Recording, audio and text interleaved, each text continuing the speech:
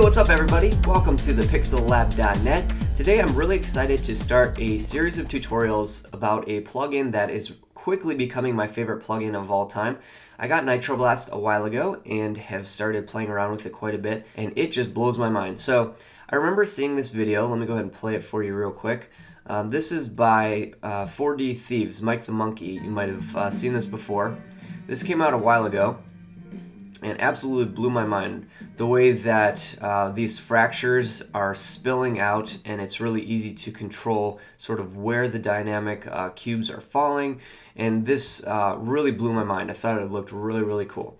Well, I've done some tutorials on something like Throwsy before, which is a destruction plugin, and that's actually done by Nitro 4D as well. But Throwsy has a lot of limitations, and NitroBlast really is the big brother of that one. So let's go ahead and check out nitro4d.com and go to the Donationware tab, and NitroBlast is right here.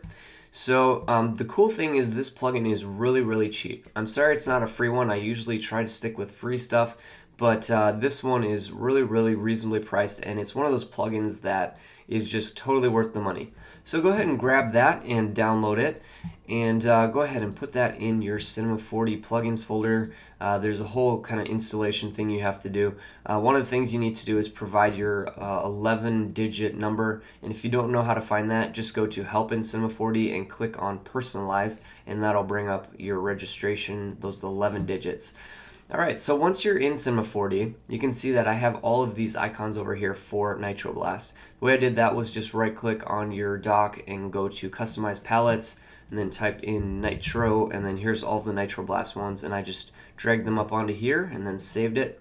And this big B right here is the main sort of menu for NitroBlast. So go ahead and click on that, and it's going to open up a flyout window.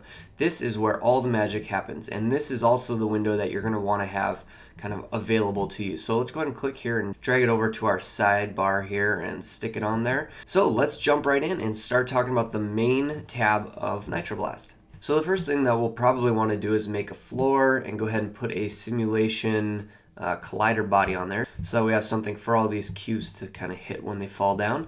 And let's go ahead and make a cube, and I have this plugin for raising an object to the floor level, which you'll see me clicking once in a while. Go ahead and click that. Alright, so let's talk about this main tab on NitroBlast. There are a bunch of different tabs on here, and there's a bunch of different tabs down here too. So let's talk about this main tab. This is basically for a very simple fracture. If you just want to fracture one object and that's it. So we have pieces, which is how many chunks we're going to split it into. So you go ahead and input whatever data you want in here, and then you hit fracture. And you'll go ahead and notice that a few things happen. First of all, the cube gets nested inside of this NitroBlast cube. And you're going to want to understand this hierarchy because it's very important. Another thing that happens is that we get two materials that are made on here. So let's go ahead and twirl down our NitroBlast cube and see what's going on. So we have main pieces and NitroBlast object. The main pieces is all of the chunks, right? So we have 50 chunks because we split it into 50 pieces. Now if we look in our NitroBlast object, we have our cube.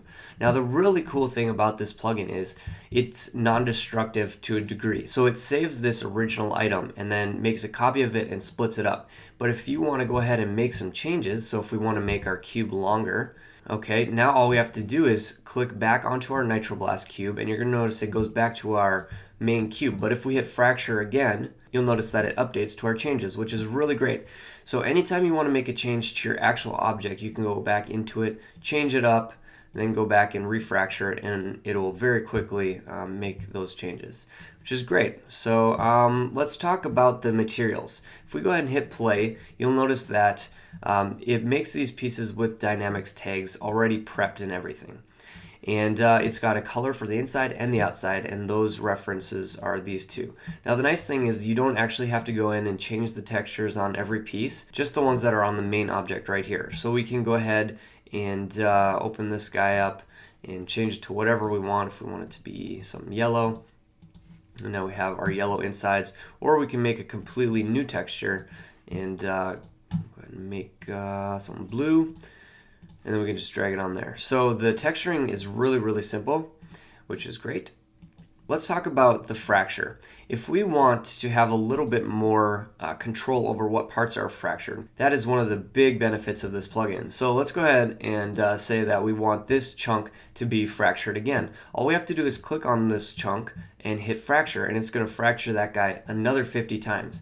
Now we can't really see very well, so let's go ahead and go to our NitroBlast and make sure we're clicking on it, and then you can see that it fractured that piece 50 times. If we want to go into this one and hit fracture again, go ahead and fracture it. Now this one's going to be fractured 50 times. If we hit play to see what pieces are kind of falling where, and we're like, oh, this is a pretty big one, let's fracture this one. All we have to do is click on it, hit fracture, and it'll jump back to the beginning, but when we hit play again, it's going to make that one piece that we selected fractured another 50 times. So it's really easy to kind of go through, pick one, and hit fracture. Now make sure you're clicking on the object and not on NitroBlast, the main object here.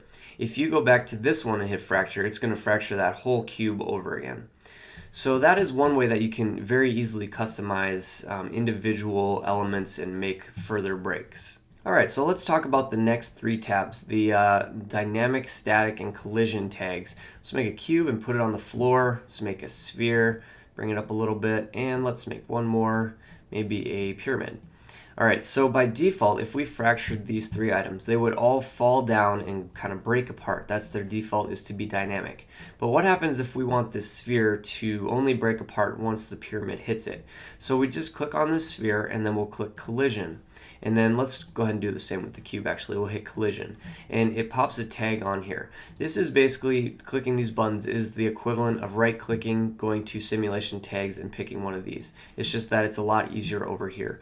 So now that we have our tags on here, let's go ahead and click all three of them and hit fracture. And it's going to fracture each of them individually into 50 pieces and give them each their NitroBlast object, right?